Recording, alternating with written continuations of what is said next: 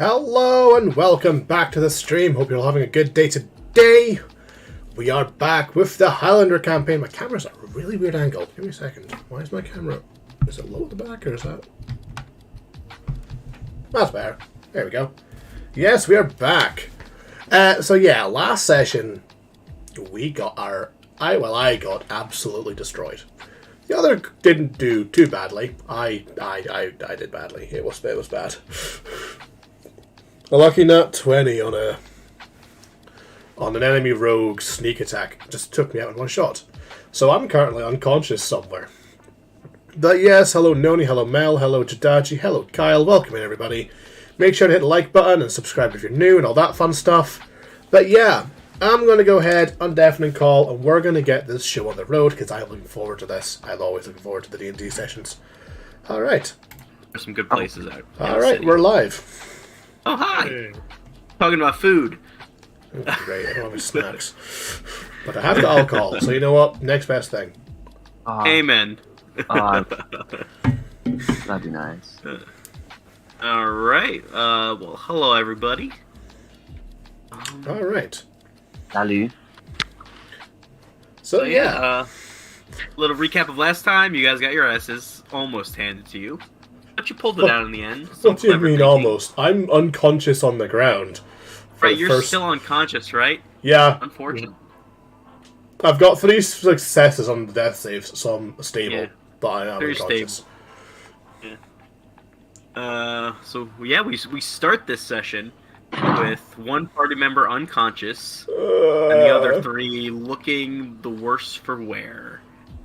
So yeah, you guys sort of stand in the forest, breathing heavily. You have the corpses of the Harengon and the goblin in the area. And yeah, I believe like one of the last things that happened was Coda brought Kesef back to consciousness. Yes, Bunny, Harengon, the same thing. Bun. Indeed. But so yeah, the Harengon and the goblin corpses are there. Coda just brought Kesef back to consciousness, and you guys are all sort of standing in this sort of area of the forest that's burnt, scorched, just not looking good. And yeah, leave it to you guys. What would you like to do? I loot Hawthorne. Alright! Alright! Hawthorne, what's in your inventory? You try to loot my inventory and a mousetrap snaps on your fingers. Amazing. You take 2 points of bludgeoning damage. Yeah, I am definitely going to rifle through the bodies of our foes. Yeah. As far as what they have, they don't have too much, unfortunately. They've each got 10 gold pieces on them. The goblin had a spell book. It's mostly destroyed now, though. And then you see just one, like, he does have like a sort of necklace around his neck. It looks like it might have been his arcane focused. Looks like it's made of gold, though. Might sell for like a decent amount if you pawned it off. From your innate magical corpses while I'm asleep, unconscious. But yeah, besides that, the rabbit had a rapier and a dagger on him. Nothing fancy about him. So yeah, that's about it. Neat. Is anyone gonna stabilize me? Oh, that's a really good question. Well, I mean, I'm stabilized, but is anyone gonna, like, heal me? It's a really good question. It's a good question. It's a very good question. Like, Coda's like, you know what, I have used a lot of spells, and... I have no way to. Talk about what happened earlier. There's a lot of internalized questions going through. If you don't get me back on my feet, you're gonna have to carry me. None of them, or we could just leave you there for all fairness. Can I unarmed strike him in the face to try and wake him up? Is this what you want to do? No, that would kill me. I'm going. if you smacked him with an unarmed strike, I'd say that's 2 failed death saves right there. He's stabilized. I've already got 3 Yeah. successful death saves. Yeah, but you'd still lose those 2. You wouldn't keep losing any unless someone else smacked you again. On him. You've Begrudging. How much did I get healed for? 12. Amazing. Rolled well. For using it at first level, I rolled well. Hawthorne, you come back to consciousness. Your face hurts, apparently. I gotta wake up and then just get punched by Tartaros. Just, Yeah. oh, I'm already up. What the hell happened? Why does my eye feel moist? Nothing worth more. Why does my eye feel moist? Moister than usual. Moist. Just walk off. Interesting. Why is it only one eye?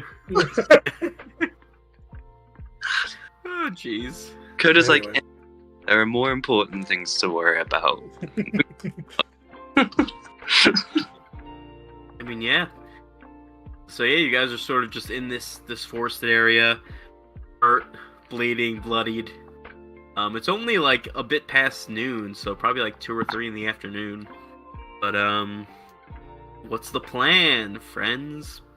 I'd look at my battered body and just go, if we keep traveling and getting any kind of combat, I'm not gonna be surviving long.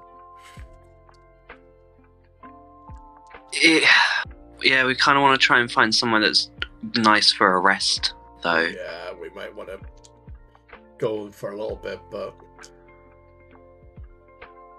Yeah. Coda's gonna be a little bit selfish, and he's gonna pop cure wounds on himself. for sure. Hey, that's totally fair. Heal yourself. Big. What the hell? So far, my healing rolls have been insane. An 8, an 8, and a 7. Very nice. So, If I were okay. to cast Wither and Bloom at my feet, could I give myself the 1 healing dice? I believe so. It says Does it 1 just say like creature a of your target? choice. 1 creature of your choice. Yeah, you can do that. Okay, I'm going to heal myself for that then. I'm going to cast Wither and Bloom. And that gives me 1 d8 to heal if I... It's 1 d8, what is it?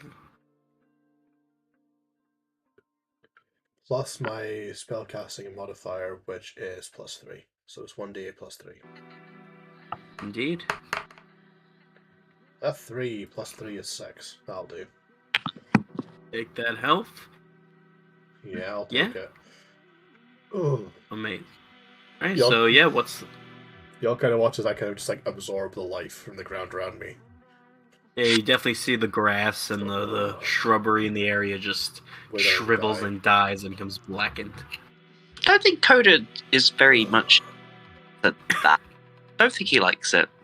But okay. Fair. Look, I don't like it either, but it's the only choice I've got.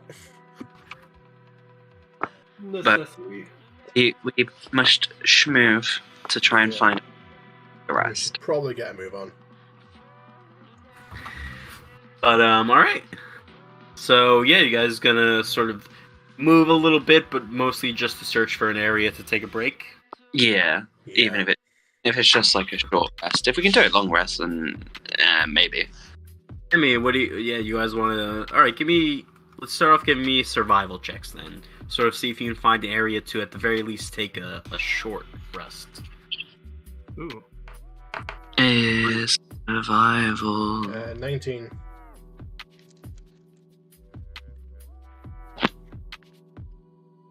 Let's just roll a d20 and add 4. 22. Yeah, between Hawthorne and Coda, you guys managed to sort of find an out-of-the-way little, sort of like a little glade almost, but small, little out-of-the-way. It has like a large tree that you can rest amongst the roots. And yeah, a nice little place that you think will last you for a short rest if you want, for a long rest if you prefer. It's up to you guys. I mean, if you take a long rest, I can get some good healing. A short rest, if I can get some good healing out of that. Yeah. How does what is the short rest? Because I know short rest you can use like. Your hit die. You can Your hit use all your dice. hit dice if you want. Yep. Does it do anything about spell slots? Not for bards, unfortunately. There Okay. are some classes that get, and you get some Some classes get some abilities. Some classes get spell slots. Yeah. I think you might get like your bardic inspiration back on a short rest. No spell slots though, for I see. anyone, I believe. Where on a short rest, Rise. something about in a short rest, like I can play music and make a benefit onto people's. Oh yeah, it's your Song of Rest, right? Yeah, doesn't actually say it in my actions. So I guess it's not an action. It would be under features and traits. No. Features and traits. Yeah, basically, you give everyone an additional 1d6 hit points. Oh. Yeah, so we could do that. Yeah, Yeah. I say we do that. Alright, so it sounds like you guys are going to take a short rest. You can use your hit dice and add an extra d6 as well to the hit points you gain. I can only do 6. And this isn't something we do often. So how do I know how many hit dice I've got? So you have as many as your level, so 7, and they are whatever you roll for your hit points normally, which for a bard I believe is a d8? I think it's the 8. Yeah. 1 or 2 and 8. Okay, so I can actually reroll 3 of those. Okay, Well, so man, that healed me completely. Very nice. let's get physical dice, Um, maybe. And yeah, you also, when you roll them, you add your Constitution modifier to each dice you roll Mhm. as regained hit points. 24. The nice one here is that became like So that's +1 for me. So I'm at 30. Okay, yeah. 6. And I need a D. Where's my D8? Oh, I was just about to say. D6. Add 7. Add 5. Okay, cool. Noni, is that you back? I saw you type in there for a second. What happened? Okay, yeah, you guys just took a little rest to the side, so you're taking a short rest, so you can roll your hit dice to regain health, add your Constitution modifier, and yeah, just take the short rest.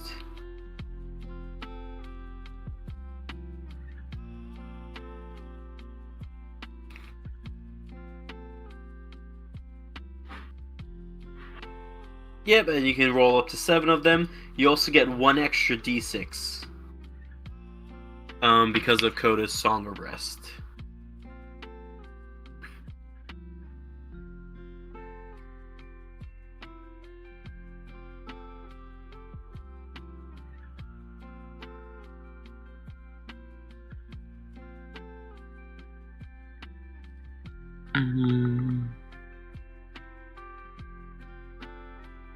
Alright, so you guys you take an hour to sort of rest, recover, get your health back, take stock of yourselves, of your cells. And then yeah, after that, what's the plan? You just can continue on? I think so, yeah, just keep traveling. Yeah. Make as much distance as we can. Gotcha. Alright.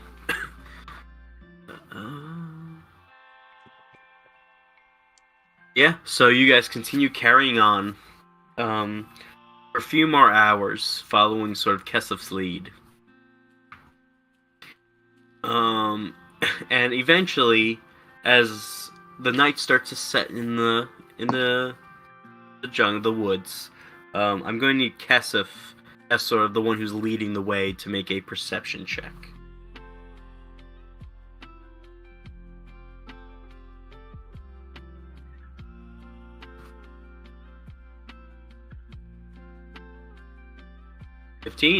Yeah, so as you're sort of leading the way, one thing you notice is you're sort of making your way through this sort of dense woods, and you sort of, ahead of you, you sort of see something that you haven't seen in a while. It seems to be a man-made structure, a building, and you can see around it the edge of a wall as well. At the moment, no people.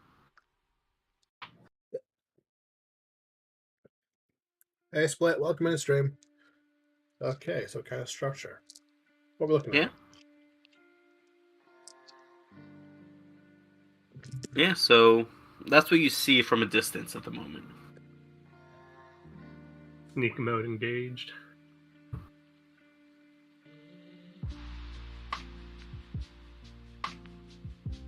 Yeah, you guys try and approach, or what's the plan here? I mean, is that building in the direction of where we'd be traveling anyway, or is it? It's kind of off to the side of the direction you guys were traveling in. And you can see... What was that? Oh, I was just going to say, what sort of time is it now? Now it's starting to get closer to night. You can just see this sort of structure with the last remnants of the sunset. Are we able to tell what the structure is, or just that it's a structure? If you guys want to try and get a little closer, you might be able to get a better view. Yeah. Do you want to risk? I mean, we need to... Yeah, if you want to use Pass Without a Trace, Kesef, that works. I was gonna say, doesn't Pass Without Trace trigger all of us? It does, yeah. Oh, nice. Alright then, let's all bunch together and scout in. Yeah. So everyone kind of... Yeah, scout just a little bit. If it seems not friendly, then we should retreat and rest. Yeah. So, While slightly healthy, not in a shape to battle. So, Kesef will cast... Does Kesef cast Pass Without a Trace? Yep. Alright, and that... Oh god, Leroy Jenkins. Don't tempt me. Yeah, you guys... Kesef cast Pass Without a Trace, and you guys get... let's give me some stealth checks. You all get plus 10 to the roll. Plus 10? Wow. Yep, Pass Without a Trace is nice. What do Would we we get? say we're doing stealth to move silently? So, mine would be 17. Not bad. Say we're making stealth rolls to move silently? Yeah. Cool, I get advantage. I mean, I rolled a nat 1. I managed to roll 2 6s. But with my plus 9, that's 15, so 25. So 25 is 17. Kesef rolled a 20, which means it's a 30. I managed to roll 2 6s with my advantage. I hate it here. I rolled a nat 1, so it went up to 15. Damn. What? Plus 10 for the... Oh, right. Well, on that, yeah. But, that's still... that's pretty decent from almost everyone. Almost everyone.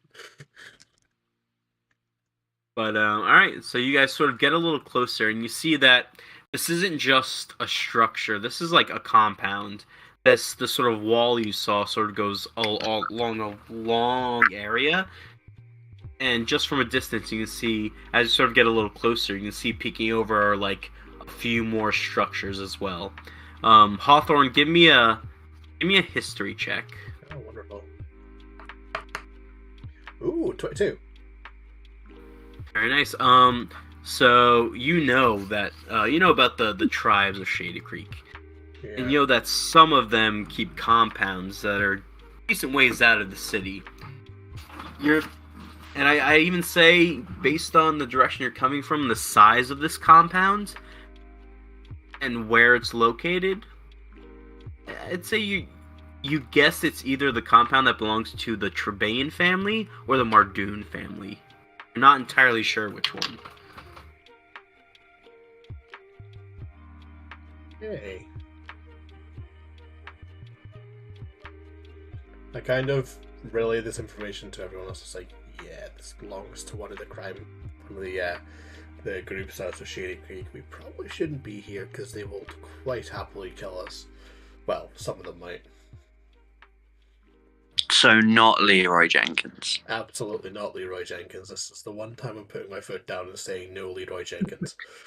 Damn. Wow. I don't want to be fucking with the families until I figure out which one doesn't like me. I mean, are you sure that all of them don't like you? One of them in particular doesn't like me. I don't know which one it is yet, though.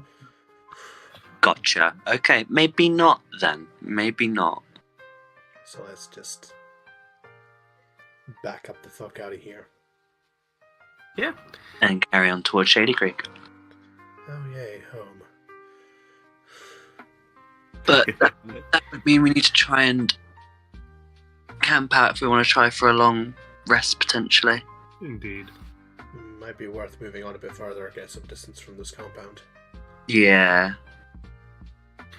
Yeah, I will say, Hawthorne, you also know that you're probably, if this compound's one of them, you're probably a few hours out of Shady Creek, but you also know that going to Shady Creek at night would be a terrible idea. Yeah, it's best that I say we head an hour down the road, get right off the path, make a camp, tiny hut, keep ourselves hidden. I can't tiny hut. Fuck. I can't Okay, we're gonna have to set we're gonna have to set a watch. We're definitely not sleeping undefended. I forgot that you couldn't tiny hut. Ooh. Yeah, I was gonna say, I'm Keep like, that in mind. Sure he couldn't. Right, we need to set a watch. I mean, we can always back up to Information. not be surrounded on both sides by civilization that might want to harm us. You know, that's actually not a bad shout. What if we went back up the path an hour the way we came? That could technically work. Yeah, That way- just and that way we don't have potential enemies on both sides. Yeah. So yeah, I'm good with that. That sounds okay to me. Back it up.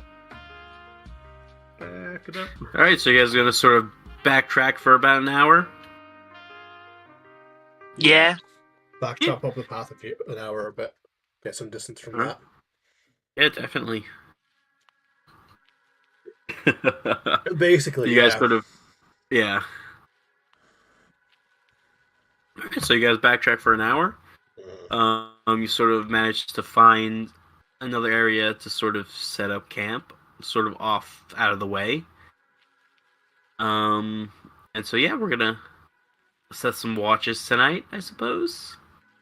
Yeah, I've got full health and I've got pretty much all my spell slots. I don't mind taking first watch so some of you guys can get a rest in. All right, Hawthorne first. I'll take last one. However many we do, I'll take last one. I say we're gonna do 3 watches, so third watch there, and who's taking second? And Kessov's taking second. Kesov takes second. Tardos, would you like to join anyone, or you want to sleep through the whole night? I can join anyone that thinks they might, need the help. What's your perception modifier? Who, mine? Yeah. +4. Yeah, join me. Okay. I'll stay up with you. Yeah, I was about to say that is a good point. Coda and Kessov have dark vision. Yeah. The human and the bird. Yeah. Oh yeah. Shoot, that's the thing.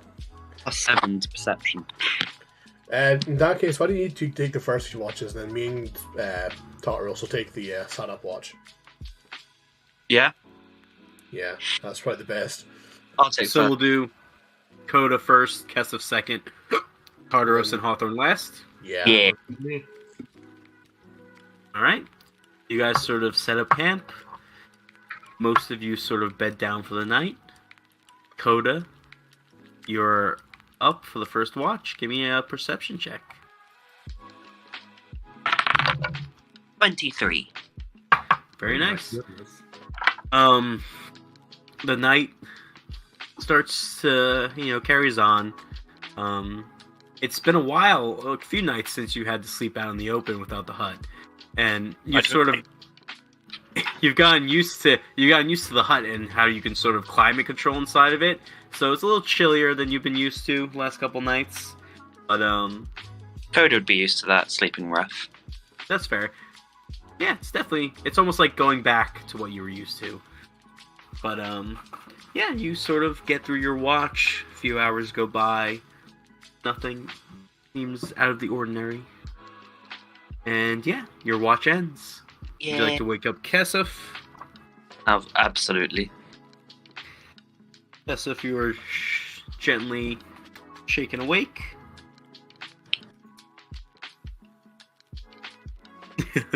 Conan uses beauty sleep, of course.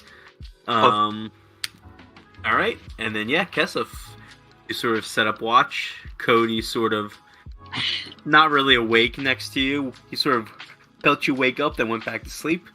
But yeah, give me a perception check.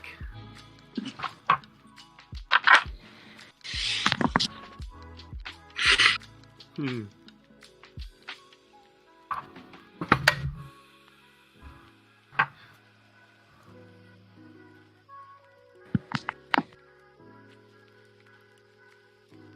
course, Cody needs to sleep. He's a growing boy. 12. Alright. Yeah, you sort of set up, keeping an eye on the jungle around, sort of petting Cody as he sleeps.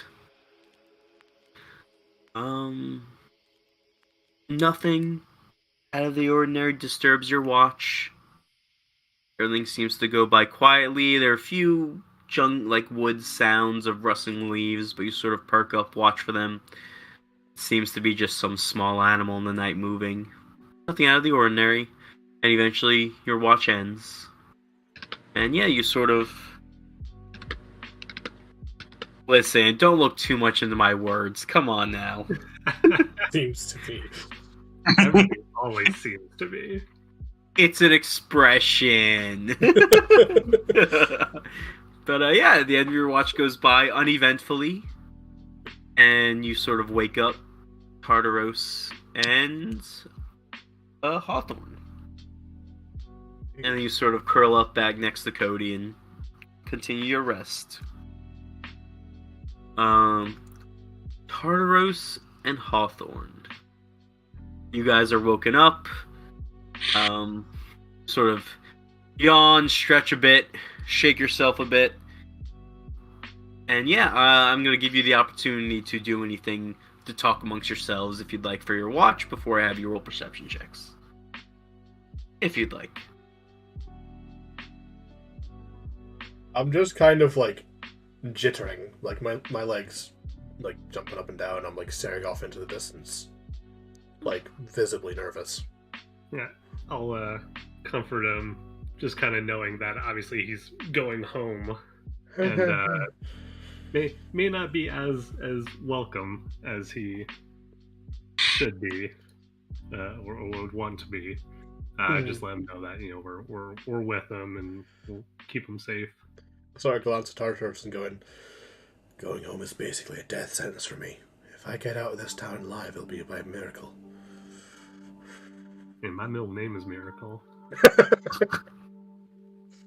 I like it. Amazing. I pop a smirk, just grinning like naive.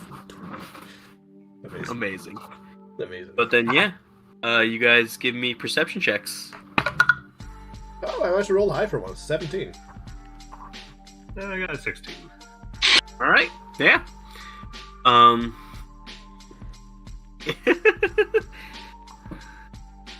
right. You guys sort of wake up. Not wake up. You guys sort of get through your watch. Hawthorne's sort of nervous, looking out throughout the entire watch. Tartaros trying to calm him down, be like, tell him we got him and all that.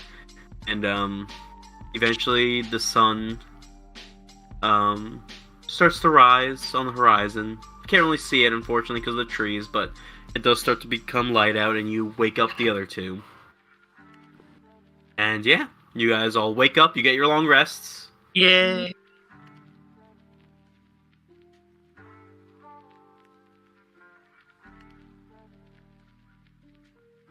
Nice. Healed. Jeez. Take your long rests, and then I'm going to need one more perception check from everybody when they're done with their long rest. 19. 8. The rolls are my favorite today.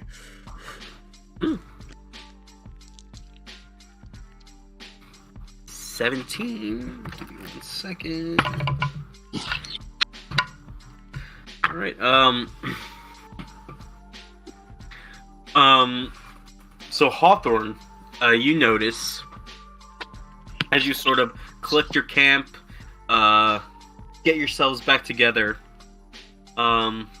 against one of the trees surrounding your little camp area, leaning against it, sitting on the ground, is a small halfling man with an apple in one hand, a dagger in the other, just slicing off pieces of the apple, eating it while staring at you guys.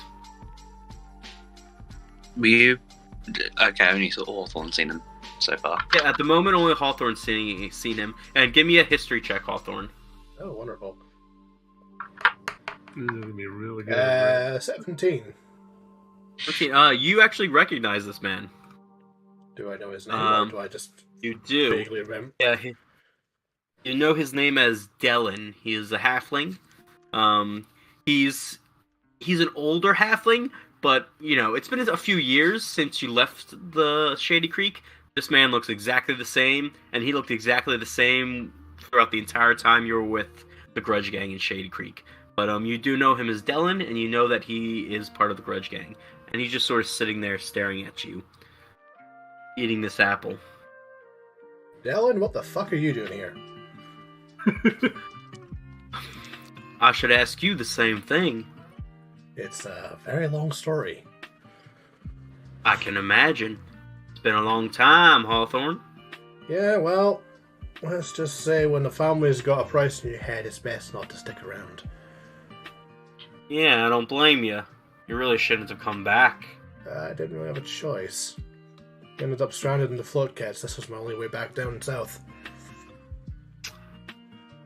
Well, you're gonna have to tell me how you got stranded in the Alps one day, but for now, you should know that I'm not the only one that knows you're back. Ah, shit. Apparently, you had a bit of a scuffle with a little gang of thieves, and one of them survived. Knew we should track to Right. that. Got back to town, started giving your group's description, and, well, I recognized your description, and so did Varen, so he sent me out here to look for you. But, you damn well know I wasn't the only one who recognized you. Ah, well. I have a question. It's only half related. Were you watching us sleep? He sort of takes another, slice off the apple, eats it. I mean, you weren't all sleeping. True, Creep. but true. I figured I'd let you get a night's rest before I interrupted you with the bad news. And how long were you there? A few hours. Definitely a bit weird. But okay. He sort of chuckles and says, "Welcome to Shady Creek." Yeah, that sounds about right. Yeah. It sounds pretty shady. So let me guess. There's probably people waiting on the roads as we head into town, aren't there? Most likely. I've come to try and get you into town a little quiet-like, but that won't be too easy. And he sort of looks at you as a group, looks over and at sort of Kesef and says, "Yeah, the bear can't come." Yeah, that's going to be a problem. Bring that bear to Shady Creek, it and you lot are all good as dead. Wouldn't be the first time, let me tell you that much.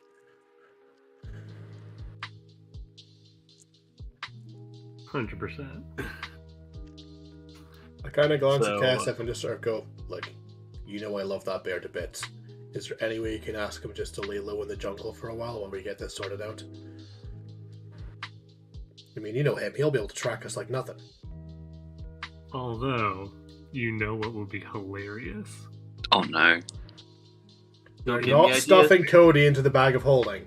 No, invisible bear. Oh my Invisibility God. only lasts an hour. That's fine as we get closer. Yeah, what happens when a bear suddenly appears in the middle of Shady Creek? It's going to get shot by 7 different archers. We'll deal with it when it comes to it. Hard to surprise. I kind of glance over at Darren and say, like, I'm as surprised as you are that I've survived this long.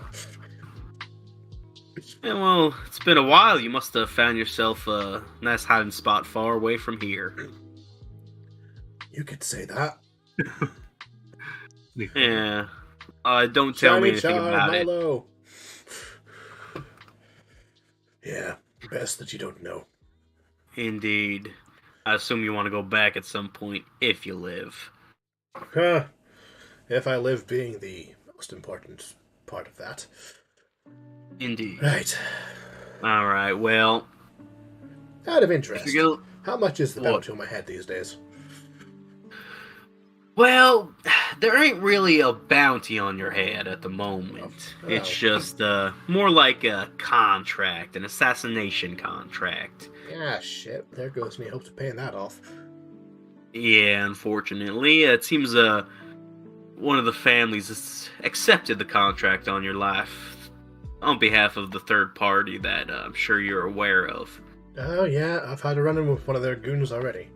Would we, the rest of us, know why exactly there's an assassination contract on? I don't think I've ever actually properly shared it with the party. No, I don't think he has. I don't think so. I just wanted to check. I kind of realized that the rest of you aren't going. It's like none of you are kind of aware of what I'm talking about. It's like, oh yeah, I never did tell you guys. Yeah, we're very... So yeah, it's probably about what we're talking. Let me check my notes here. Talking about Like, 16 years old, and I'm 27 now. So we're talking about 11 years ago. This wizard comes walking through Shady Creek. Makes the decision of walking past me, and well, let's just say his body ended up in the gutter. And this, as I pull the spellbook out of my bag, now belongs to me. And you all see the pendant and the inscription on the front of the book itself is... What was it? Where's the note? ooh, I don't know. Hold on. I have got it here somewhere. It's an 8-pronged fork within a 3-pointed star.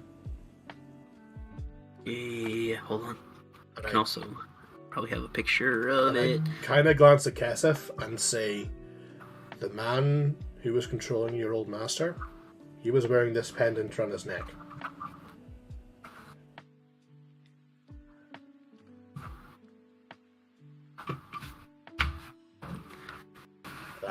That's what the pendant looks like.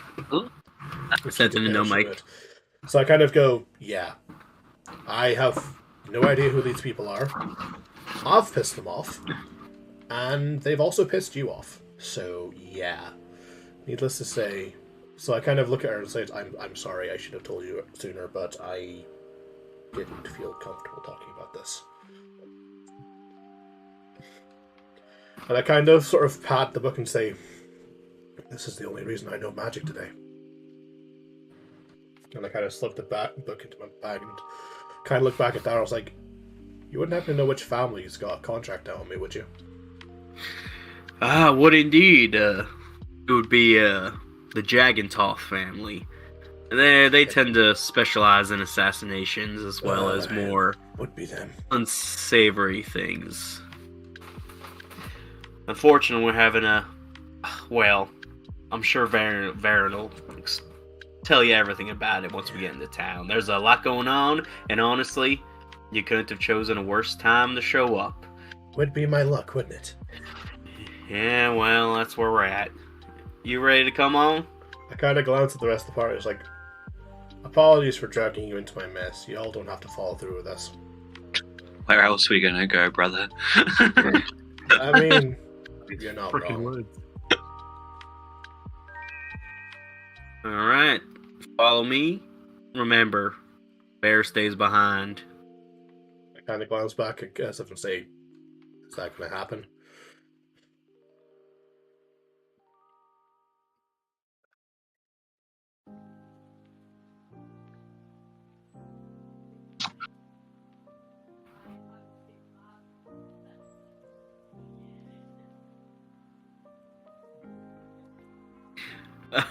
You sort of lean down, you sort of murmur like into Cody's ears, and I mean, he seems to sort of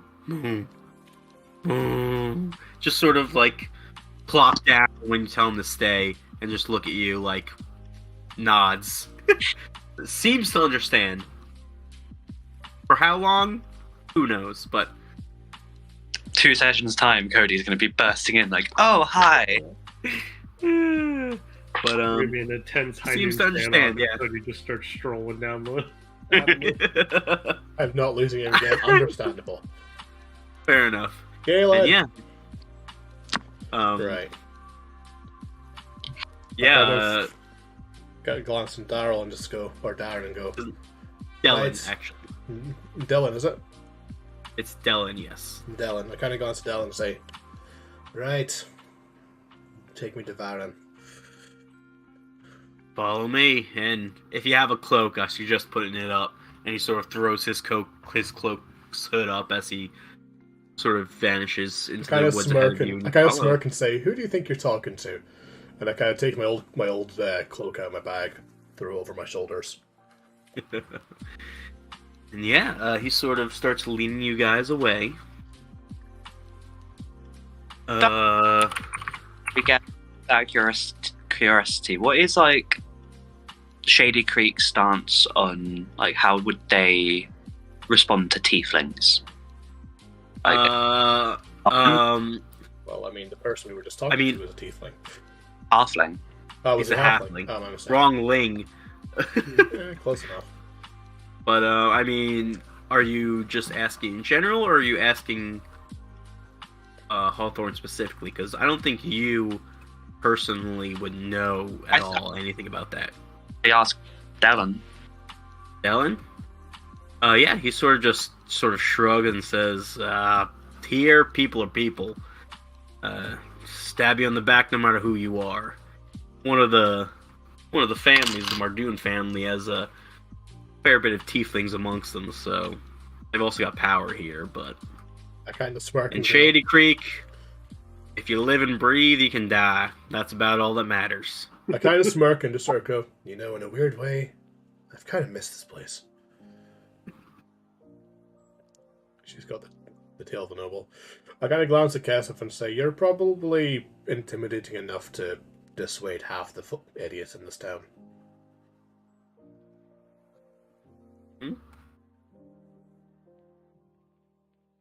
But, yeah. Any other conversations you guys want to have as you guys travel? You've got travel for about another hour and a half. I kind of glance at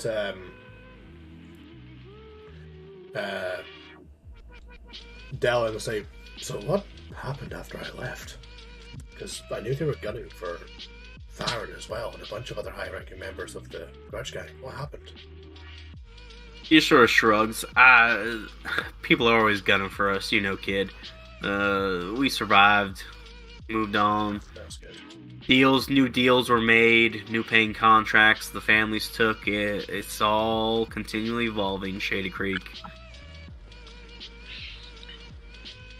Now, we're sort of back into contention with Jagenthal family. We've got some new clients that Jagenthals have pissed off, and they're paying us a lot of money to help deal with their situation. But again, Varen will give you more details on that, and hopefully he'll be able to help us out, and we can make sure you get through Shady Creek and onto the other side intact.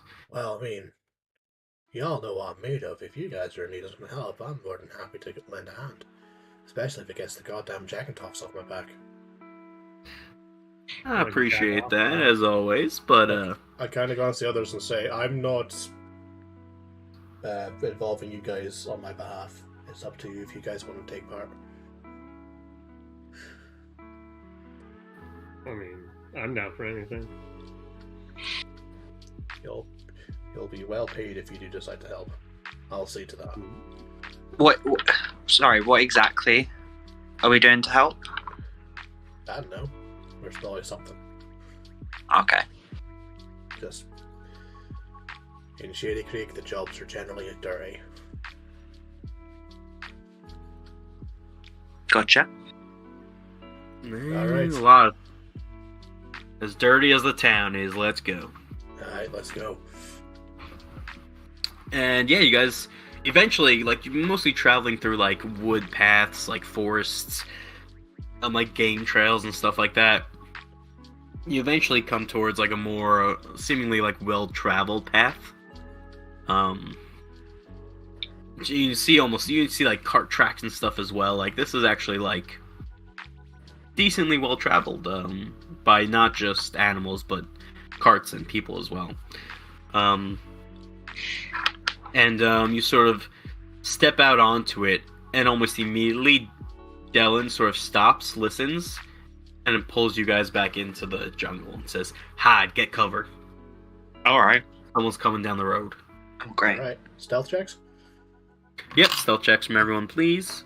Do we still have that thing last? It's been over an hour. Unfortunately, Pass Without Trace would be gone at that point. Yeah, I didn't know what the time thing for that was. Well, that's a 25. I need to... Because I'm on... Oh, no. Ugh. 7. 10, a 7, a 25. It's advantage from the key. Yeah. I mean, you could drop your pass without trace right now, I guess. Yeah, girl. I also kind of forget I got advantage. I might roll again to see if I can beat a 25. We No, that's a 3. No, the 25 is my win. Tartarus, would you roll? 11. Amazing. So, That's coming my down the thing. road... My thing is the cat. So, coming down the road, you see a small, like, convoy, almost. There's 2 carts, both, with their backs covered with, like, some kind of tarp. Both being driven by Kitty. One being driven by a human, the other being driven by seems to be a half-elf. Leading the way ahead of the carts is a large Goliath man with a great axe on his shoulder, just sort of walking down the road, watching both sides, and several other guards seeming of various races and abilities. A pair of tieflings, one with red skin, one with purple skin, walking side by side, chatting with bows across their back. The half-orc sort of taking up the rear. Again, another bow knocked, a rapier at his belt, sort of just scanning. And you watch as this group slowly goes by and just continues passing you. At one point you think, Tartaros, you think the half-orc at the end sort of locks eyes with you, and then just sort of assesses, sort of starts walking backwards with the bow knocked, but like they keep carrying on. And eventually they continue down the path out of sight. God. I guess that's the thing, they might have seen us, they don't know who the fuck we are. Dylan sort of steps out and says, that's, glad they didn't, deign to bother us. That was a group of slavers, I think. Nasty sort. Oh, wonderful. Probably heading out to one of the estates to pick up or deliver cargo. Welcome back. Feels like I never left. He sort of shrugs, continues walking. And yeah, if you guys continue carrying on. Yep. Eventually, only about another half an hour of travel, you sort of, Dylan leading the way, sort of stops and says, shite, here it comes. And I think all of you sort of realize the same time as he does that very unstealthily hiding on both sides of the road, a group of beings start to pull themselves out. You see humans, half-orcs, half-elves, gnome or 2. Seems to be about 8 armed individuals sort of pull out of the forest at the same time. and one just like hulking like human sort of steps forward with this like short sword in his hand, which doesn't really match his like hulking exterior, but he sort of steps out front and says, well, what do we have here? Hey, Dylan, seems you're a little far away from the run. Don't you grudge gang losers tend to stay in the area? Keep your protection around you? Dylan sort of just rolls his eyes and says, listen, you really don't want to do this. We're on our way, we'll just keep on going and everything will be fine, alright? And this sort of hulky man says, well, rumor has it that the Jagantoths have something out for your friends. And, hey, we're trying to cash in on some coin, you know how it is. Right, boys? And you see just all the other thugs in the background just, like, chuckle and laugh and guffaw. And yeah, so he sort of says, so why don't you just, give us all your gold and come with us. Drop your weapons and, we can go along peacefully. And sort of Dallin just sort of like looks up at you guys and says, oh, well, what do you guys think? Should we just carry on? Let them take everything from us? Seems reasonable, right? Yeah. I think Sounds like a great idea. just walk through. Very good. Yeah, of course. And Dallin sort of just nods, and the big guy sort of looks surprised for a second, and sort of says, well, all right, Danny, go take their stuff, and grab the gold and the weapons, all right? And you see one of the guys next to him just says, yeah, boss, all right. And you guys all sort of blink 1 second, and the next second, Denny has a knife in his throat and is falling over. As sort of Dallin is just sort of with another knife in his hand going, all right, you guys take care of the rest. I'll be standing over there. Just sort of walks away. Everybody roll initiative. Oh, yay. Oh, that was almost in that 20. That was so almost in that 20. God damn it. Yeah, I was gonna see if I could preemptively just cast Wall of Fire. Not quite, unfortunately. Honestly, I was like, as soon as because I knew what Dallin was doing, I was like, yeah, fireball. Maybe a bit much. All right. Joseph, I think we both had the exact same luck. We did both have the exact same luck. Hold on 1 second. Me and Joseph both rolled 5s. That's unfortunate.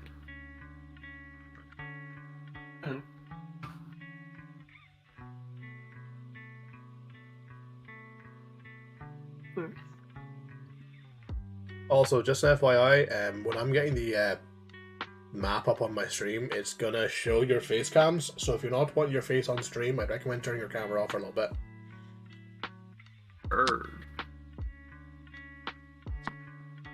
Go. As we all turn our faces off. It's like, you don't look at me, I'm hideous. In a dressing gown right now. That's a totally different kind of content.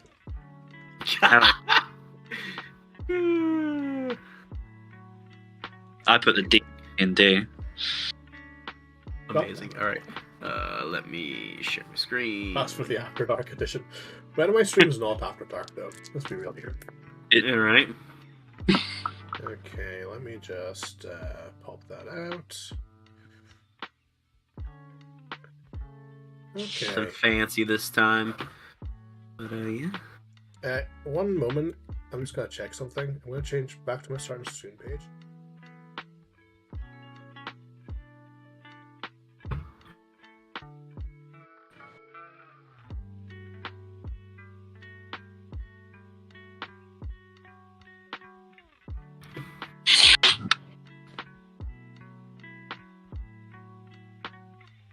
Yeah, this. I mean, I can tell you. Right now, you have the starting soon screen on.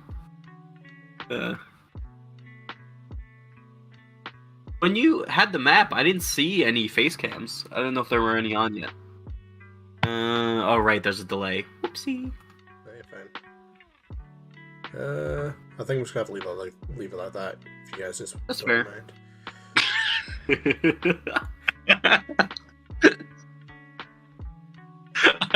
I have never seen that before. That is amazing. But oh shit, being distracted. Oh wow, holy crap. What? I just rolled surprisingly good initiative for these guys. Oh no. I'm like genuinely surprised. Oh no. Did you have to? Oh, yeah. I mean, based on the yeah. Yeah. Coda, what was your initiative? 8. Alright, I have all the others because wow, you guys, yeah. Okay. Starting up, it's all of the bandits' turn. Ah, 9. balls. Let's see.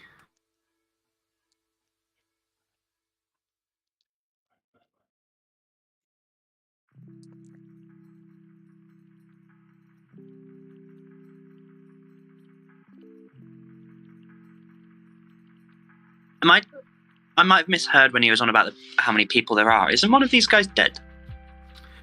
There's 8 lackeys and one big guy. One of the lackeys is dead. Oh, okay, gotcha. But yeah. So that's gonna be 2 attacks against Coda, 3 attacks against Hawthorne, 2 attacks against Tartaros, and 1 attack against Kesef. Oh. Yay. So 2 attacks against Coda. First one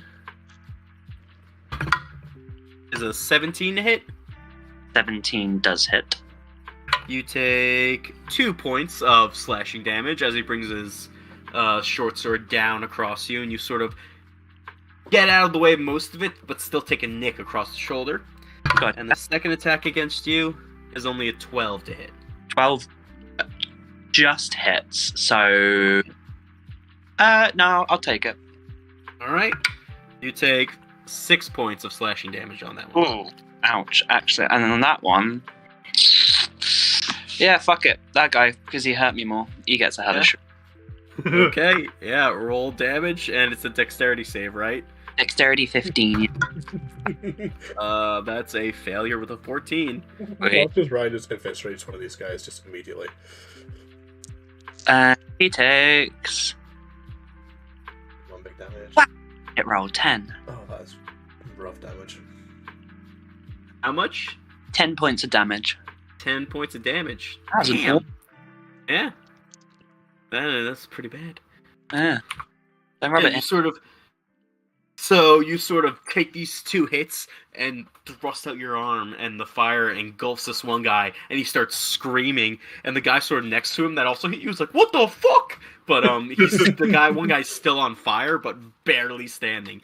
He's like, "Holy shit, fuck," like screaming and in pain. Just like wholly not expecting this to be happening to him right now. But, alright, 3 against Hawthorne. First one Let's hear it. is only a 7 to hit. That does not hit. Second one's a natural 1. Perfect. And then you're actually taking, I'm sorry, 3 people are attacking you, but one of them is the bigger Big dude. guy. He's going to take 3 attacks against you. Of course he Because is. you see he pulls out a scimitar from behind his back and a dagger in the other hand. So 2 scimitar swipes. A 17 That hits. and a natural 20. Oh, wonderful. And then the dagger is only an 11. That does not hit. Right, so the first scimitar, 7 points of slashing damage. Cool. And then the natural 20 is also 7 points of slashing damage. I rolled badly. Sweet. No sneak attacks, though. Nope, not for this Fuck. guy.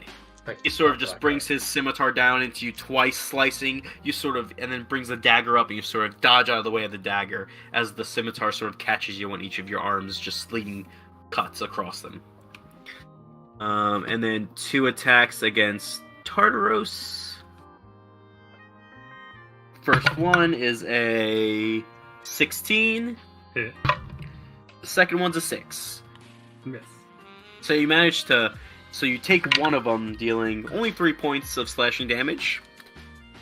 And while you're sort of ducking out of the way of one guy, the other guy sort of brings his blade down, like, on top of you, but ends up getting, like, the other guy ends up getting in his way, and they, like, cross their swords, and the guy, they just, like, look at each other, like, what the fuck, dude, watch where you... He's so small, I wasn't aiming, listen! And they just start arguing. And then the last one against Kesef. That is a 15 to hit Kesef. I believe misses, if I'm not mistaken. Nice. Yeah, so you sort of just see this last guy coming at you, sort of just like eager, and you just sort of like dodge out of the way as the scimitar goes slash, or the short sword goes slashing by you. Alright, that is all of their turns. Tartaros, you're up. Interesting. Oh,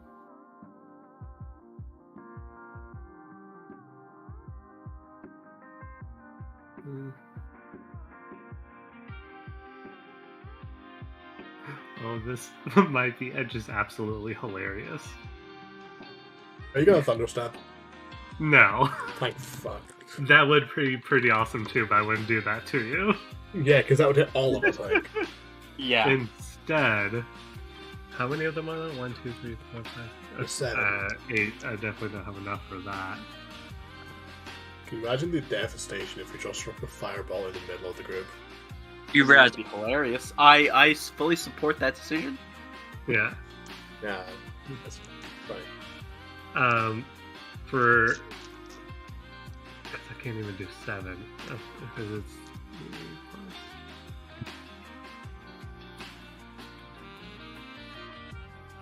For the 4 people on my side, minus the boss, Mm-hmm. I'm gonna throw magic missile at each of them. Okay. Let me know the damage. Alright. So that's second level. So the first guy is gonna be 3. 3. And we'll just kinda go clockwise. Yeah. Second guy's also 3. 3. Third guy gets 5. Whew. And the fourth guy gets 4. Very nice. You just sort of throw out these like magic darts that sort of slam into each of these guys, like in the shoulder and the chest, just like in the leg, and they're all like, poof, poof, poof, and they go, oh fuck, what the hell, what the, kill that thing, what the fuck? They just look confused as shit. That's the goal. Yeah. Because they don't seem to know what the hell's going on. Yeah. You're starting to think these guys aren't the smartest. I mean, Not they're at from all. Shady Creek. Yeah. But, anything else in your turn, Tartaros? I think I'm good. Alright, Coda, you're up. out of curiosity, that one that I hellish rebuked, how's he holding up? Not great. He's sort of finally, like, just now, patting out the last of the fire, sort of, like, charred and burnt. His hair's, like, mostly gone. Just this, like half-elven dude, just, like, breathing heavily, like, short sword, like, shaking in his hand. But, he's not looking good. Okay. On fire again. What I'm gonna do, you don't understand my temptation to just fireball in the center of us. I'm so Do it. I mean, I But- think half damage anyway. so would I. Damage that we could get severely screwed. What I'm gonna try and do is I'm gonna move down 5 feet. Alright. Gonna quickly say, as I pass Hawthorne, just be like, brace yourself. Yeah, I got it. And I'm going to cast Thunderclap. Alright. What's the save on that? So Constitution 15, and it's 5 foot range, so it should get the 4 guys surrounding me and Hawthorne. Yes, indeed. Do I get advantage because It's he told me 4 to brace guys at Hawthorne. Do I Pardon? get advantage because he told me to brace myself? No. Oh, worth a try. Yeah, it's good. Yeah, hits this guy, this guy, this guy, and this guy. Yeah. 4 bandits. 17. 3 bandits of the captain. That is pass, good sir. Thank God. Alright, so the badly injured dude. That's 5. Oh no, that's bad. Yeah. The other bandit next to you. That's a 17. That's a success. That's an 18, actually. The guy below you. What's the save again? Sorry. That's just a 15, so that's a success. And then the captain dude. Oh wait. That's a 16. That's 17. So that's also a success. Okay. So the only guy that failed was the one guy who you Got burned. set on fire. That poor guy. Kind of wanted him to succeed because I intentionally went for my weakest spell. So what Coda's going to do, sorry, is because Thunderclap's like a burst of sound.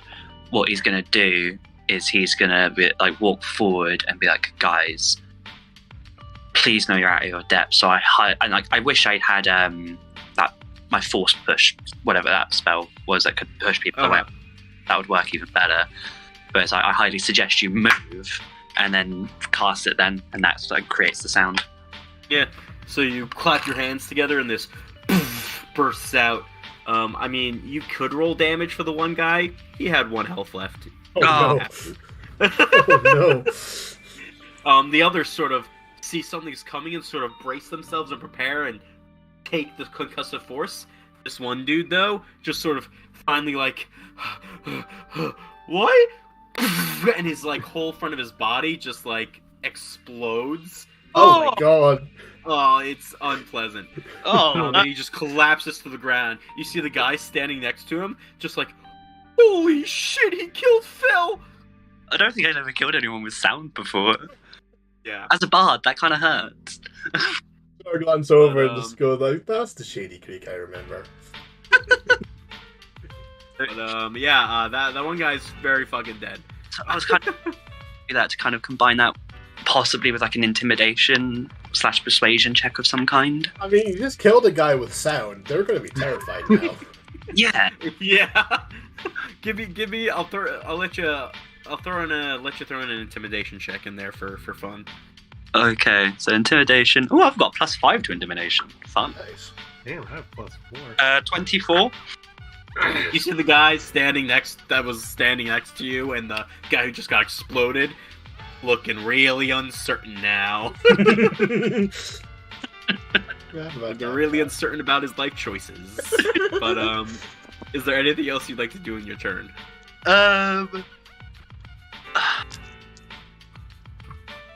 No, because I just want these guys to go. I don't want to help people kill them. I want to teach them that they should just leave. I'll leave it. I'll leave it. Not who they mess with. All right, Hawthorne, you're up. Perfect. So to start off with, we're not going to roll damage on the Thunderclap, by the way. Oh. Thunderclap's a cantrip, so if they succeed, it's no damage, I believe. Oh! Right? Thunderclap is what you use, not Thunderstep. Yeah, use Thunderclap. Alright, so, never mind then. Succeed on a cantrip, there's no damage. Alright, well, in that case, bonus action, I'm going to take steady aim. Alright.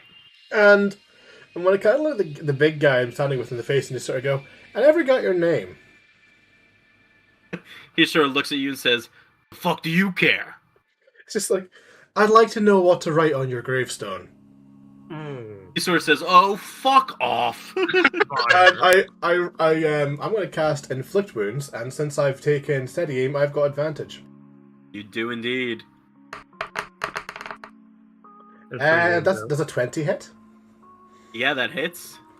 Okay, he takes 20 points of necrotic damage. Nice. He sort of goes, "Oh, fuck."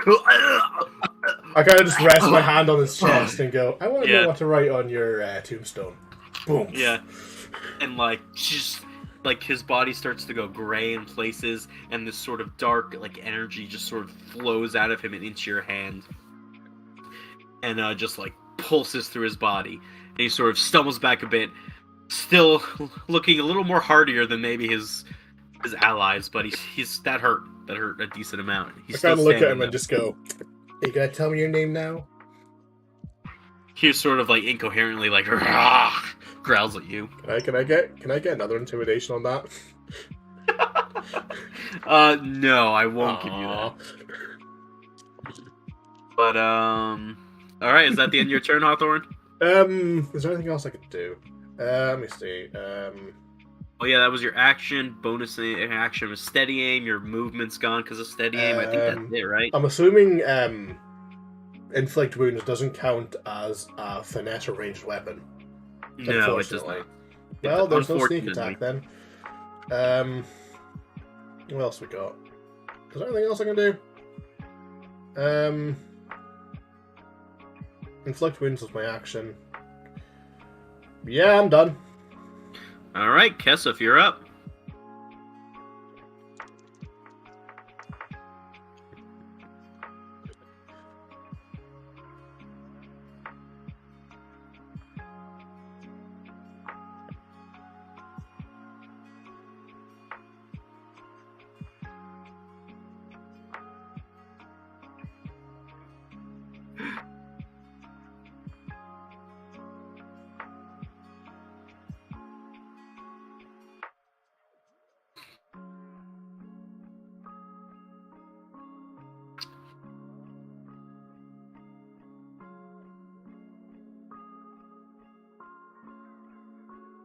By the way, throughout all of this, Dylan is literally like off on the side of the road in the trees, just sort of leaning against another tree, just watching.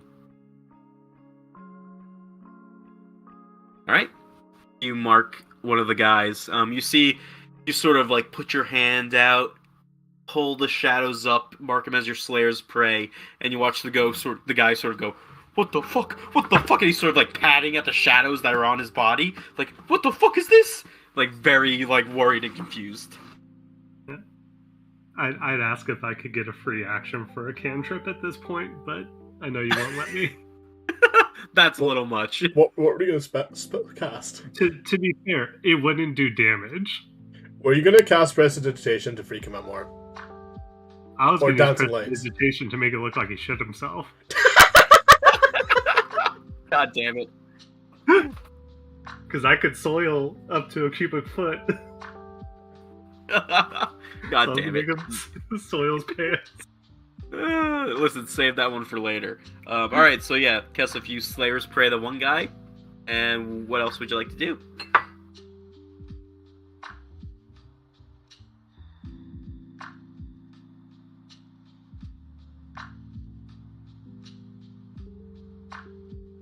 The guy you marked is in bow range. You do still have a guy within 5 feet of you, though. But I'd say you probably Slayer's Prey this guy, and he's within bow range.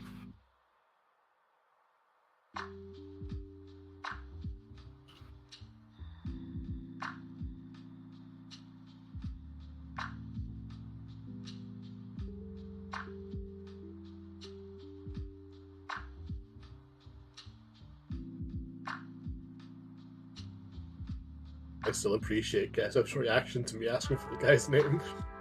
To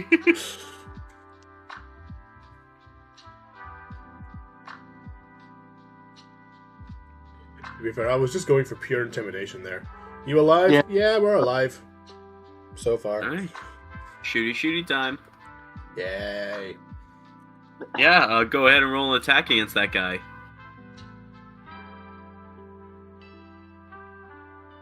You know, oh my goodness. Bloody. Oh, What's Jesus that guy? Christ. Whoa. Yeah, that hits. Roll your Slayer's Prey damage, the poison damage, and your regular bow damage. Dude's gonna get impaled. Oh, I thought plus 8. Yeah. This guy's just about to drop fucking dead.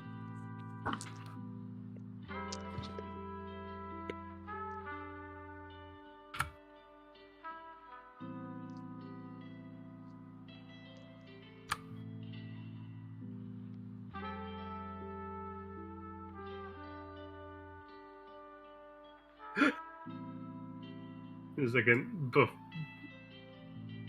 before Kesef turn starts, I look over.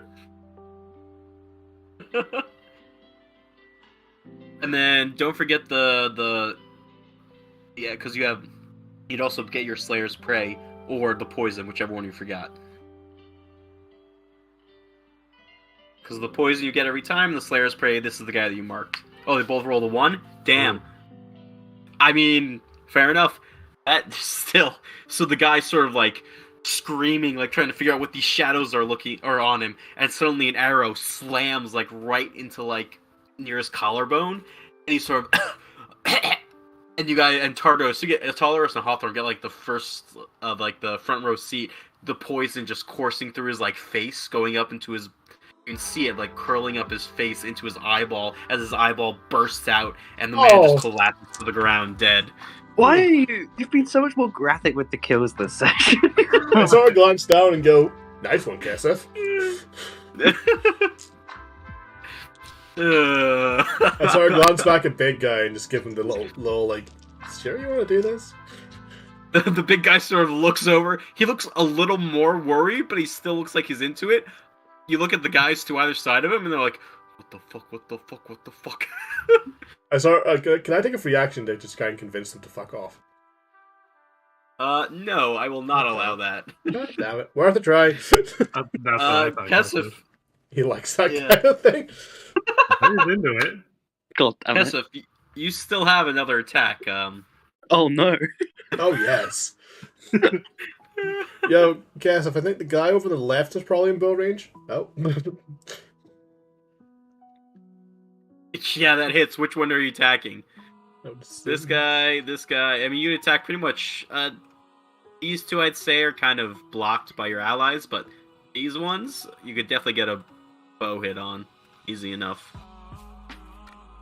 Who would you like to kill? Murder. Let's see. These three are injured a bit from the magic missiles. Yeah. So.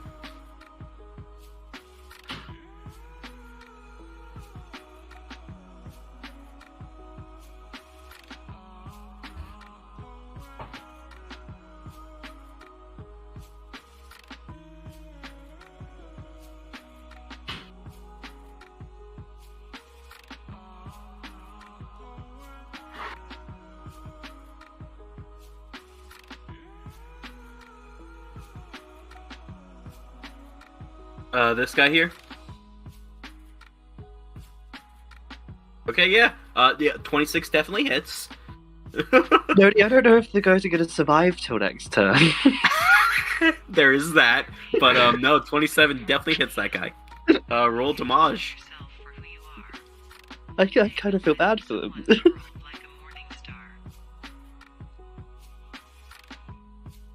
And yeah, don't forget the poison damage.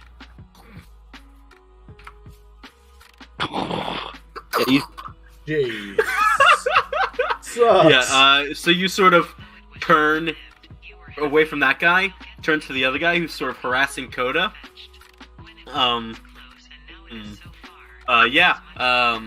This guy's just watched his friend's face blown off. Yeah. You turn, pull out another arrow quickly, knock it, fire, release.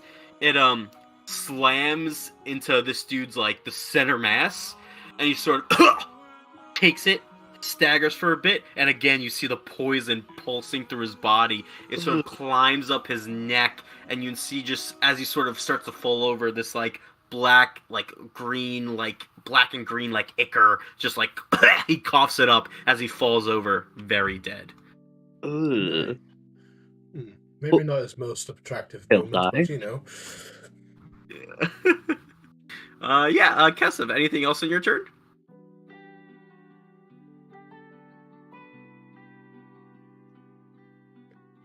Screams like a fucking banshee and terrifies everyone in a 2 mile radius. I'm scared of us right now. Yeah. You might want to back up, Tartar. Oh god. Oh. Oh. Oh, shit. Alright. Oh, That's the end of your turn, Kesef. I think I know what she's got in store. Alright, that's the end of Kesef's turn.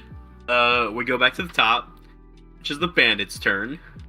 What bandits? Right. He's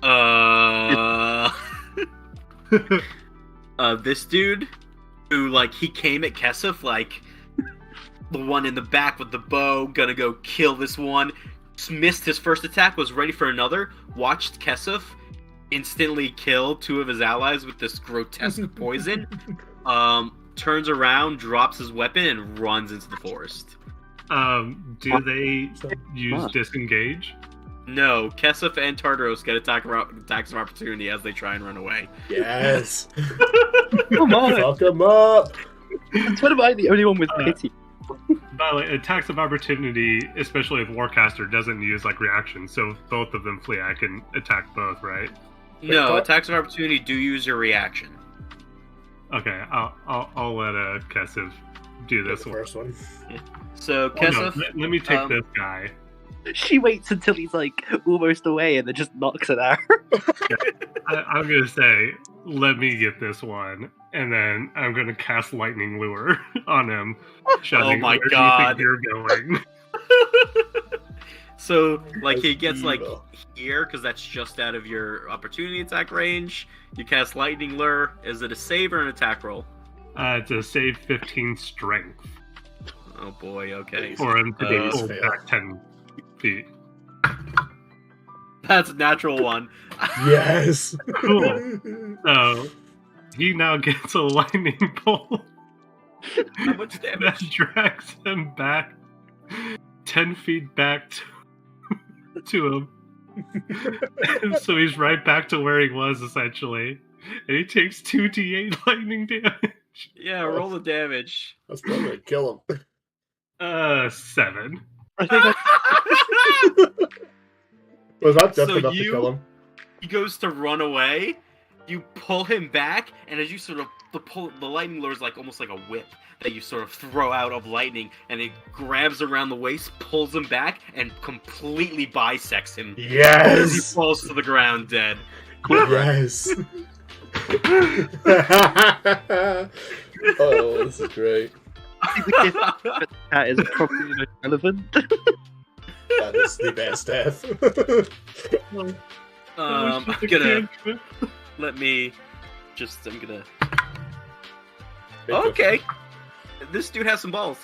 He's just gonna panicked, sort of not seeing one guy try and run away and not succeeding. He's just gonna come at you, Tartaros, and so he's just gonna attack you with a Yeah, 17 to hit.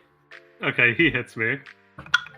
You take 2 points of slashing damage as he clumsily like slices with his short sword at you, and like he like nicks the back of your hand as you pull away. The session will let us feel like absolute badasses. Hawthorne, you're gonna take an attack from the big guy and one other dude, and Coda. You're also all these guys. The two other like bandit dudes are sort of like. They tried running away. It doesn't work. It doesn't work. They're just coming at you guys like rampage, wantonly attacking. And I kind of smile and say, recklessly. "Bring it on, fellas." So Coda against you. You get one attack. That is a 17 to hit. 17 does hit. You Although- take 7 points of I'm gonna- damage. I want to try and reactions kind words that. Oh sure, Oh, yeah. the hellish rebuked it. I feel bad for these guys.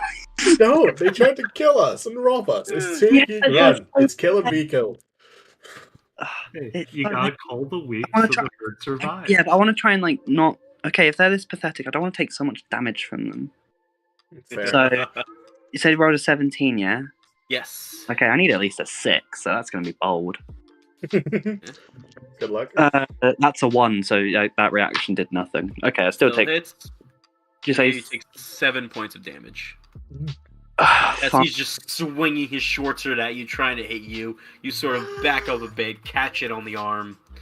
And then Hawthorne, the one attack from the bandit guy against you. No, hold is, on.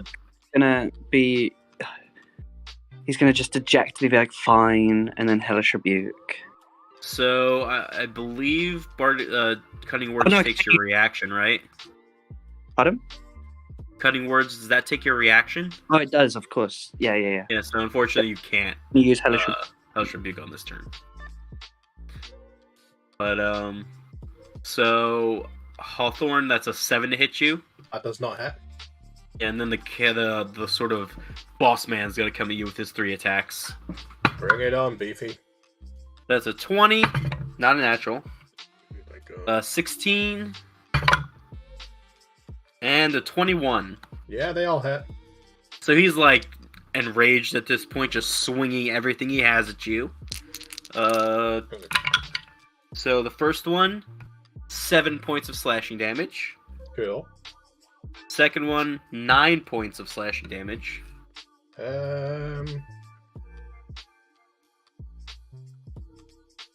I'm gonna.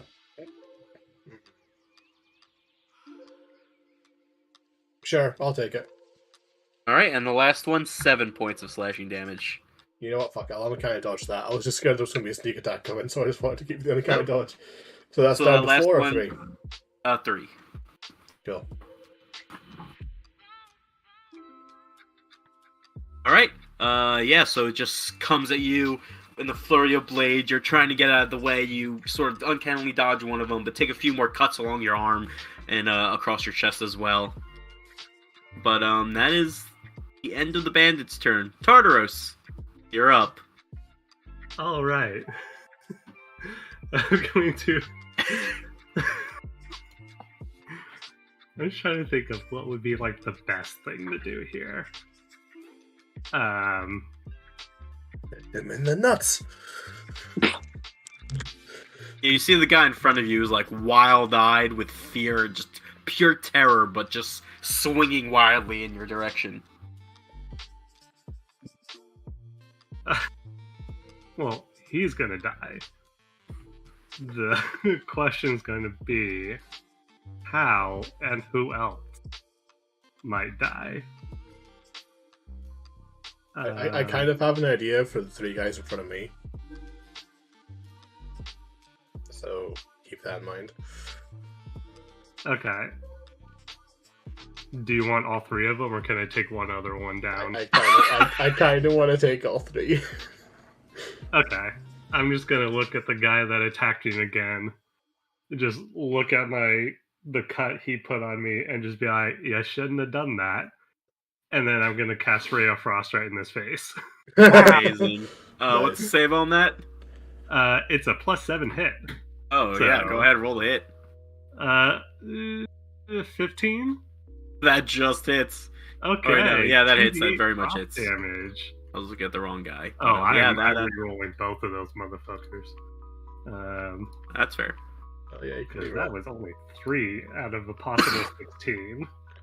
Yeah, fuck that. Oh my god, that Oh was my even God. worse! Oh, You went from a no. 2 and a 1 to a 1 and a 1. What in That's- the wow. world were So those you s- rolls? That's hilarious. You sort of gather yourself. You just bisected this dude. Throw out this icy cold blast of spell energy, and it's just sort of just like something was off. You're having a bad day. Something maybe murdering that guy by bisecting him threw you off a little bit. Maybe you just weren't ready for that, and it just sort of like is a cold wind that gently goes over this bandit's body. Pretty much. Please roll.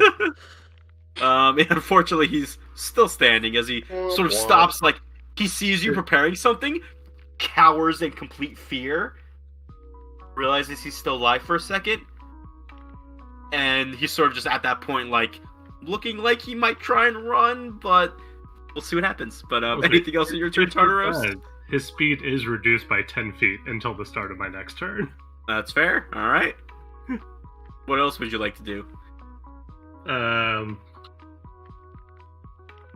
There's not much else I could do.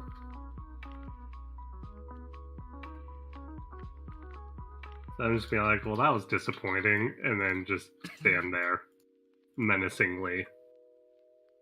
Fair enough. Coda, you're up. I glance at Coda and just say, you might want to go and finish up that guy Tartaros was messing with.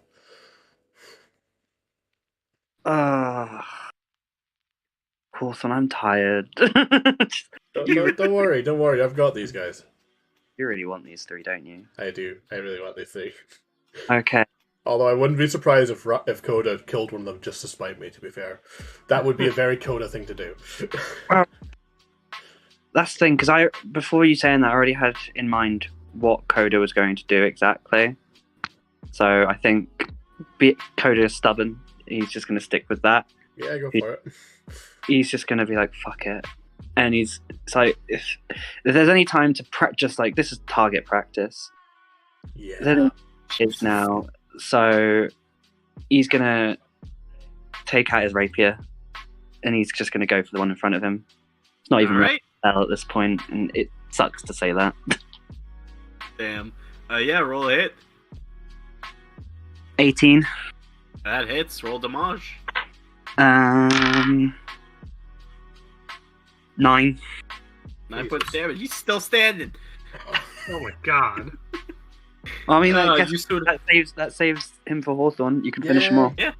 You sort of bring your rapier forward. You sort of the bandit in front of you is sort of expecting some spell, so he's not ready when you just sort of quickly draw your rapier and like stab him through the chest with it, and he sort of stumbles back as this pointed weapon leaves a hole in his chest, and he sort of stumbles back, grabbing onto it, coughing up blood, still barely standing though. Yeah, and then Coda says, okay, yeah. Coda looks at him and is like, yeah, I went old school. What of it? And then I will cast Bardic Inspiration on Hawthorne, because he's so eager. Might help out. Right. It How do you probably inspire won't, him? because the spell's a saving throw. Pardon? The spell I'm about to cast has got a saving throw, but I appreciate it nonetheless.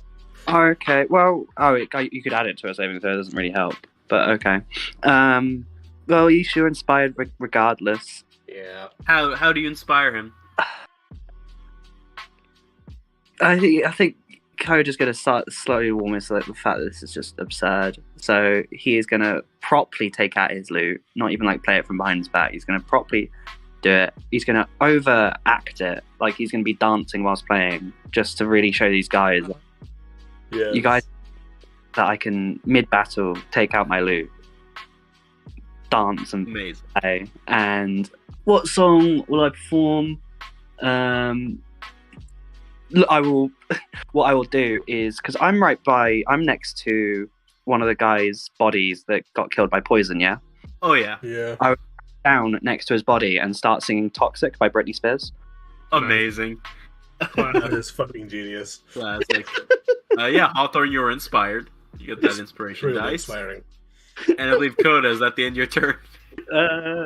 Yeah. Okay. Hawthorne, you're up. All right. So we're gonna start off. I'm gonna take bonus action, cunning action, disengage, so I can Okay. walk away from big guy without getting an opportunity attack. From all three of them, yeah. Well, it's only the big guy because I'm going to sort of walk over to the right two and then down one. Here? Yep, perfect. Oh, Jesus. Yep. Happening. Agonizer Scorcher, baby! As a 30-foot Yeah. line of fire emanates from me and engulfs all three of them. Yeah, you 14 watch as deck sort save. of- they all sort of set themselves, turn to you. Hey, fellas! I just gotta go. Hey, big guy. Last chance to tell me your name. He goes, fuck off. Okay, so one gravestone for fuck off coming up. Got it. Amazing. So we're going to do the two little bandits first. What is Sure. it again? Dex? Dex 14. Alright, so they get a +1, the two little guys. So that's a 17, actually. Nice. And another 17. Good on him. So they both succeed. And the captain actually gets a +5. Damn. That's a 24. Yeah, So well, they they all all succeed. succeed. But, you know, fire. I don't know if it's gonna help. 14 damage. So that's So 7 down- each. Is that 7 each? Oh yeah. Do I kill all of them? Not all of them. Unfortunately, the big guy still has. He's looking A little hurt, bit. but he's still got a decent amount left. But these two just fucking Melt. sort of. These, like, this guy turns towards you, and this guy turns towards you because they were the ones engaging you. This guy just takes the fire to the face. The big guy sort of crosses his arms, takes the hit, sort of calms down in front of you, Coda. The guy who's fighting you, just like the fire just incinerates past, and there's just ash in front of you now.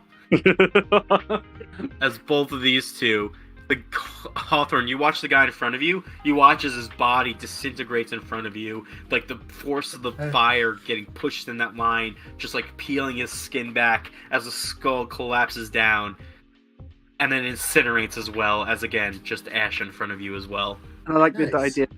Coda's still playing during this, and he changed songs to Burn by Ellie Goulding. Amazing. Can I now take a free action and just say, hey, KSF, line of fire's open. Amazing. Next turn. Kesef, you're up. I wonder what KSF's going to do. Please just roll a nat 20 and blow this guy's head off. That would be glorious.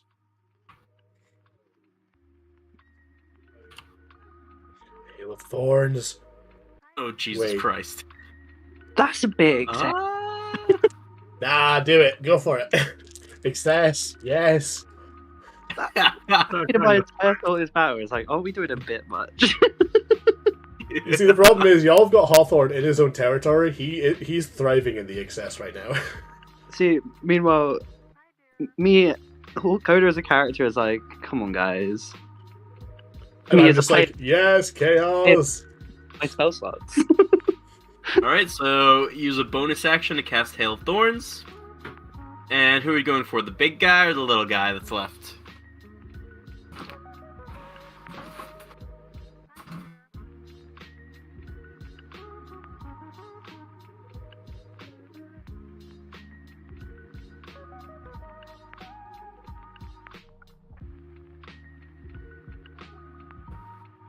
No, I mean, he called it out for you, right?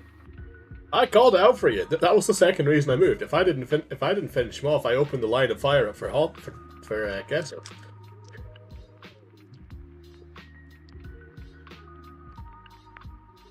Finish him. Do it. Absolutely destroy him. Yeah, so I believe that's an attack roll.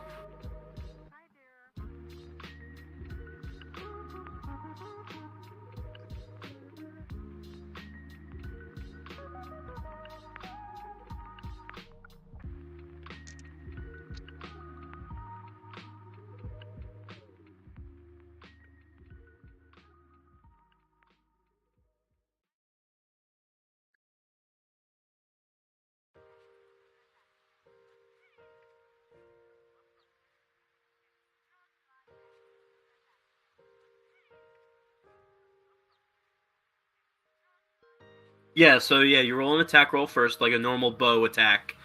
And then, we'll see what happens after that.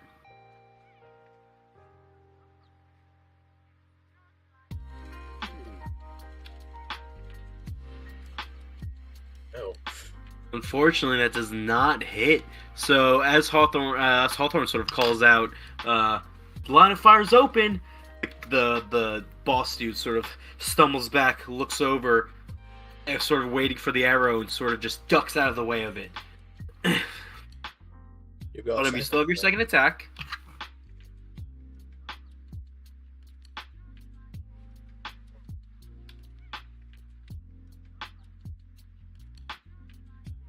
Unfortunately, now the boss, fully sort of expecting like where this attack's coming from, sort of just turns and sort of, again, next arrow, ducks out of the way of it. Unfortunately, neither hit. Return on each Is that a other little... yet? No, we've just been killing a bandit group. Sorry, other Cassie. gruesome ways. I believe Hail of Thorns stays for a while, though, until you hit again, so it should still be there. You still have Lasts a movement if you'd like on your turn?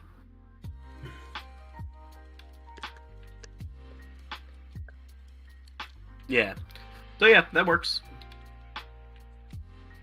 So you're concentrating on that spell.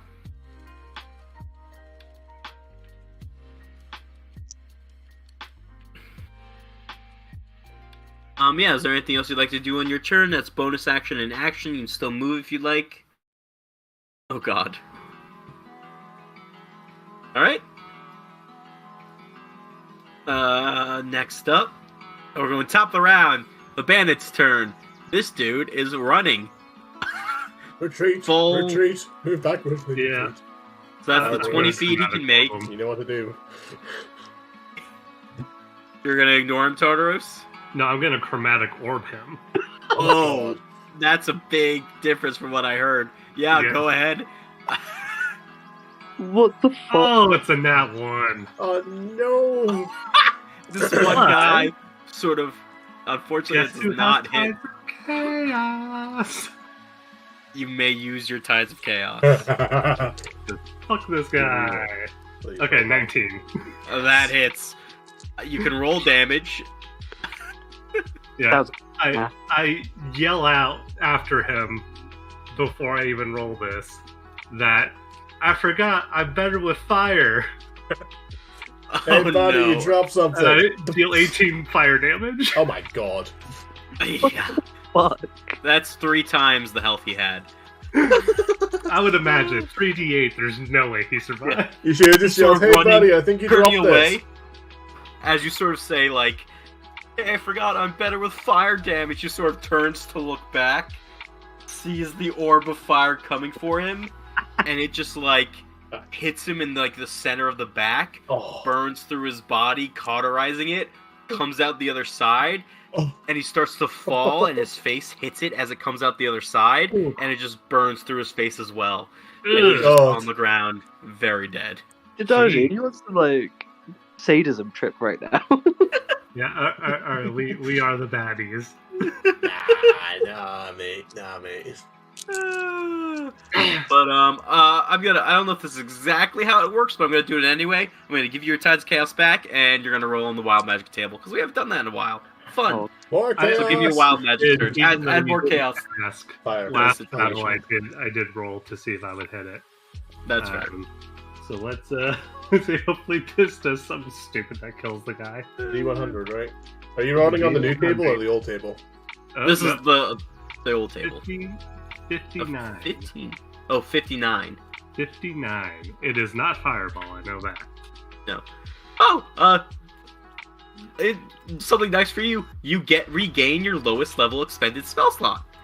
Oh, so that chromatic orb was free. Yeah, so you sort of watch this orb burn into him. You sort of feel satisfied at a job well done, and you see your magic energies sort of pour back into you a little bit, and you're like, oh, I can do that again. That's amazing. So that was the end of that bandit's turn. The captain dude, in a blind rage, is going to charge towards Hawthorne. Coda, you get an attack of opportunity. Oh, I do, don't I? You do. Fuck it, go for it. Why not? Roll a hit. 15. That would normally hit. The bandit is going to use his reaction to parry it, add +2 to his AC, and knock your blade away with his dagger as he turns towards Hawthorne and just unleashes on him. So I 3 start attacks against smiling and go, Hawthorne. Hey, buddy. That's a 15. That hits. Only a 13. That does not hit. Right, and then with the dagger is a 23. That hits. So the one scimitar blow is a 6 points of damage. Sure. And then the dagger is 7 points of damage. I'll kind of dodge that. So another 3. Another 3. Oh, I've kind of God. stood there bloodied and bruised. It's like, Yeah. is that all you've got? Yeah, he's sort of coming at you. You see he's injured, but he's actually probably looking better than you are at the moment. But, next up, Tartaros. You're up. Oh, How about him, Tyros? And you can see, like, Hawthorne, as he's, like, coming at you, there's, like, full just blind rage and anger in his face. There's almost, like, he's basically animalistic at this point. If he somehow survives my turn, I'm gonna hit him with the biggest sneak attack. But yeah, anyway, Tartaros, what would you like to do? alright. Well, Because I still have all. It might do enough. I might leave Hawthorne with a little bit of thing. I'm just gonna first level magic missile him. All right. Yeah. Roll the damage. Let me know what it is. Playing with this guy at this point. Okay, the first one is 3. 1, 2, 3. The second one is 2. Absolute shit beats now. 2. And the third one is 5, so 10 total. Yeah, they sort of slam into the side of him. He like ignores these like wounds that open up in his body and start to pour out blood. He's just ignoring it and just full scimitar and dagger flying at Hawthorne. Anything else in your turn, Tartarus? No. All right. Next up, Coda. It's your turn.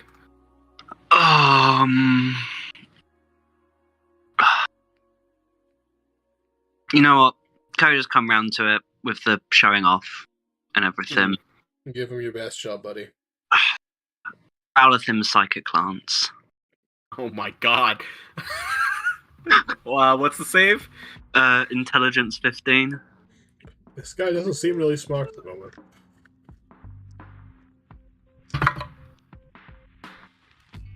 I mean, you rolled a natural 20. Wow. Oh my. So, the sort of this, like, frenzy of rage he's gotten into is sort of, like, kept him focused on that so that the psychic attack isn't hitting as hard. But I believe it still does half, if I'm not mistaken. It does, and at 7d6, I'm just going to do that on the app. God.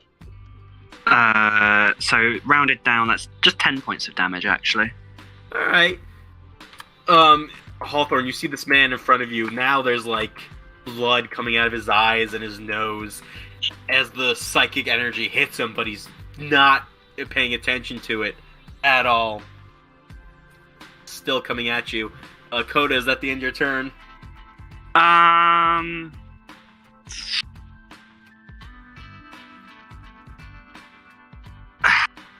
Is it?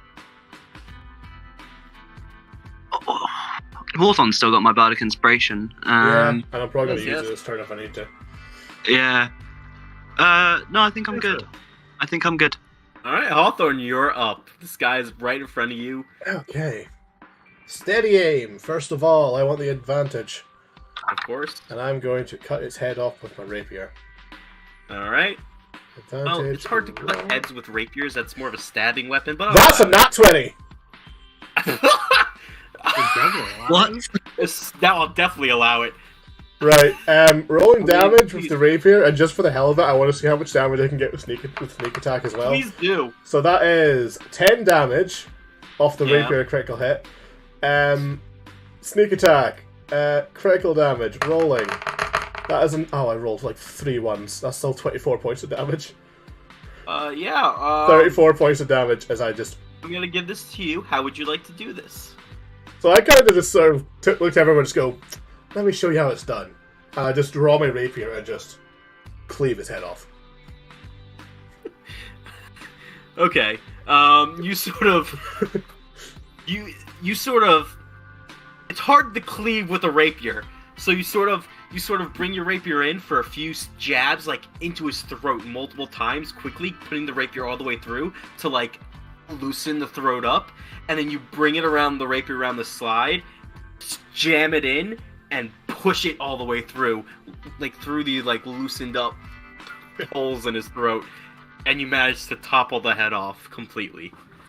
And then I this a spot kick his body back away from me. Amazing. Can we canonically name him Nick so he could be nearly headless Nick? God damn it. No, the name on the Consider gravestone is it fuck done. you. I feel dirty. I just kind of just go, Yeah. oh, I it's been a think while since I I've am done that. legitimately a war criminal. I just kind of glanced at him and was like, I'm nah, so this is Shady irritating, Creek. This is how shit happens here. Dylan sort of walks out from the side of the road, sort of like picking his nails with his dagger, and is like, well, I figured this would be a good way to test you and your friends, see if you kept your skills going, but I see you are more than capable. I must say it's been a while since I've decapitated someone. Well, you do it well, especially with a a stabbing weapon. I'll give you that much. Yeah. But as you can see, the average intelligence of Shady Creek hasn't gone up since you left. Didn't expect it to, must admit. But When you say that, Coda will be like, "Oh, it makes sense. You're from here, then, Hawthorne." Ah, Listen here, you red-tailed dickhead. Amazing. Dylan gives a ha. I like him. All right. I think we should carry on before anyone gets too suspicious about what happened here, or the wildlife gets interested in the bodies. I mean, I feel like we should probably just quickly loot the corpses. bodies. Do you think I they mean, anything of worth? you can. I'm with him though. I don't know if they're gonna have much. You never know. They might have a couple gold on them. Yeah. You rifle through. You find coppers and silvers worth 2 gold. Alright. What about the scimitar that the guy had? Just a basic scimitar. You can grab it if you'd like. I would love to Still grab it. intact. Yes, please. You now have a scimitar. Yes. Cool. And, Dylan will sort of just nod and say, well, only about another half an hour of walking and we'll get to the city. He sort of turns and starts walking away down this sort of road, leaving the corpses and piles of ash behind. And, that's where we're going to end tonight's session. As you guys are finally approaching Shady Creek Run. Okay. Fine. And we're all level 8 now. Yes! Oh, Honestly, we've gone through this whole Oh, so damn that- forest without leveling up. Much of a level Yeah. up. sweet. I feel, as I put in this chat, I feel dirty for this session. Yeah. I I am legitimately a war criminal. That was fun. on power trips, and I was like, this isn't okay. I sort of kind of put a hand on a Dark Dakota's shoulder and go, you fit in well. Amazing. Coda's having it he's having quite an existential moment right now. Right. But he's also like, Well, on that point, I'm going to wrap up stream. So, Bye, stream. I mean, I'm just going to do it in call. I'm just going to do it right now. It's like, Okay. right, well, that was fun, wasn't it? It was. I hope everyone in chat enjoyed it. Let me see if there's any way we can go and send a love to real quick. See who's live. Yay for my health. There we go. We're going to send love over to Chris, aka Ghoulishly Gengar. He's doing some Pokemon Unite. So let me get the link into chat real quick. Let me just pop it in my dump server real quick. Send the love. Absolutely. Scotsman raid, right? Hashtag Scotsman Raid, indeed. So here is the link. Over here. oh god.